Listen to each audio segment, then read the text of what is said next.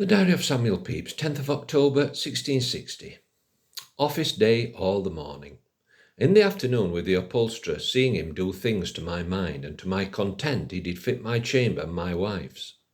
At night comes Mr. Moore, and stayed late with me to tell me how Sir Hards, Waller, who only pleads guilty, Scott, Coke, Peters, Harrison, and company, were this day arraigned at the bar at the session houses.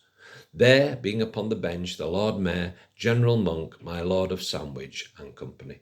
Such a bench of noblemen as had not been ever seen in England. They all seem to be dismayed, and will be all condemned without question. In Sir Orlando Bridgeman's charge, he did only rip up the unjustness of the war against the king from the beginning, and so it much reflects upon all the Long Parliament.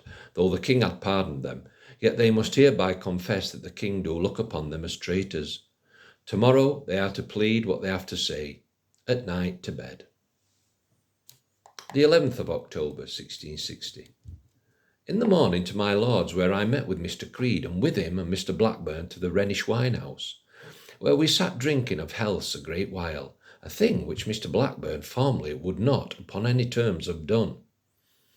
After we had done there, Mr. Creed and I to the Leg in King Street to dinner, where he and I and my Will had a good udder to dinner, and from thence to walk in St. James's Park, where we observed the several engines at work to draw up water, with which sight I was very much pleased.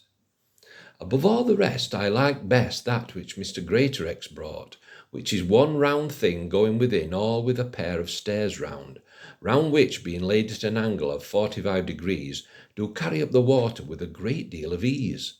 Here, in the park, we met with Mr. Salisbury, who took Mr. Creed and me to the cockpit to see the Moor of Venice, which was well done.